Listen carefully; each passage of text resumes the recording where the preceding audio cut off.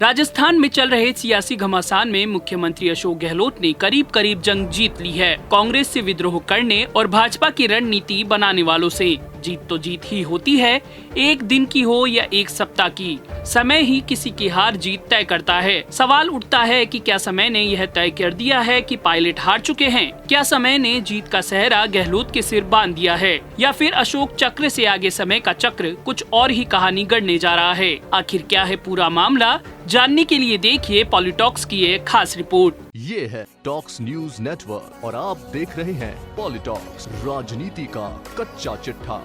राजनीति में कहानियों का भी अंत नहीं होता। हर मिनट और हर घंटे में कुछ ऐसा हो जाता है जो आश्चर्यजनक होता है। कई बार तो ऐसा जिनकी कल्पना तक नहीं होती। पार्टी को खड़ा करने वाले प्रधानमंत्री बनने से पहले मार्गदर्शक मंडल में डाल दिए जाते हैं। वो अलग बात है कि उनके मार्गदर्शन की जरूरत तक महसूस नहीं की जाती है। पैर छूकर फोटो खिंचवाकर बता दिया जाता है कि पूरी इज्जत बरकरार है। कांग्रेस अपने अस्तित्व के अंतिम दौर से गुजर रही है। अंतिम दौर इसलिए कि नई पीढ़ी के करिश्माई नेता नजर नहीं आ रहे हैं। कुछ हैं लेकिन बगावती तेवर अपना चुके हैं। एक ने मध्य प्रदेश में कांग्रेस सरकार को हाशिए पर ला दिया तो दूसरा राजस्थान में बंटाधार कर रहा है। युवा चित्त कुछ ऐसे ही होते हैं। विद्रोह की ज्वाला उनमें उम्र दराजों से कुछ ज्यादा ही होती है। राजस्थान कांग्रेस के अनुभव और युवा चित्त की जंग में कोई भी जीते, एक बात तो साफ है कि कांग्रेस का हारना तय है। उस विचार का हारना तय है जिस विचार को बीजेपी पूरी तरह समाप्त करना चाहती है।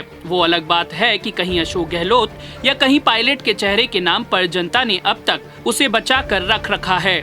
सफर है तो चलता रहेगा, चलता रहना भी चाहिए किसी समय चक्र की तरह। समय के चक्र में ना पहले कभी कोई बेताज बादशाह हुआ और कोई ना कोई आज के दौर में हो सकता है। बुजुर्गों ने सिखाया था कि घर की लड़ाई घर तक ही अच्छी होती है, बाहर निकलती है तो मोहल्ला तमाशा देखता है। गलती गहलोत की हो, पायलट की या केंद्रीय नेतृत्व की, अब मोहल्ला ही नहीं पूरा शहर तमाशा देख रहा है। घर का एक सदस्य दूसरे पर और दूसरा पहले पर आरोप लगा रहा है, लगाता भी रहेगा। मोहल्ले के लोग हाय हाय करेंगे, दुख भी जताएंगे और थू थू भी करेंगे। खास बात यह भी है कि दोनों के साथ भी खड़े नजर आएंगे। राजनेताओं से इतनी राजनीति तो जनता ने भी सीख ली है, खास तौर से यह कहने की कि आपको तो आने की जरूरत ही नहीं थी, हमारे परिवार का वोट तो हमेशा ही आपके साथ है। वो अलग बात है कि हर घर से यह बात सामने आने के बाद भी सत्ता बदलती रहती है। इन सब के बीच एक शख्स और होगा जो पूरी तरह खामोश नजर आएगा। वो किसी के साथ नजर नहीं आएगा। यह वही शख्स होगा जिसने इस घर को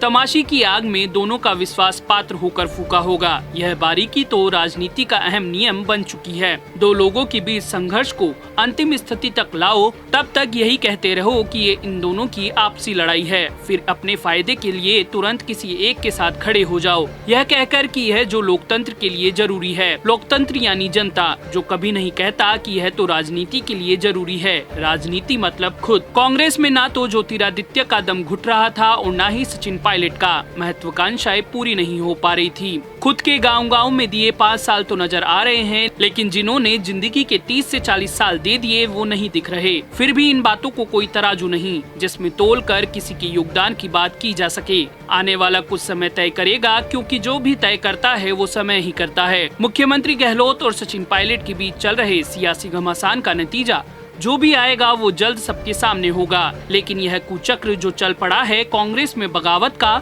इसको किस चक्र से काटा जाएगा यह अभी दूर दूर तक नजर नहीं आ रहा। पॉलिटॉक्स ब्यूरो, दिल्ली। ये है टॉक्स न्यूज नेटवर्क और आप देख रहे हैं पॉलिटॉक्स, राजनीति का कच्चा चिट्ठा।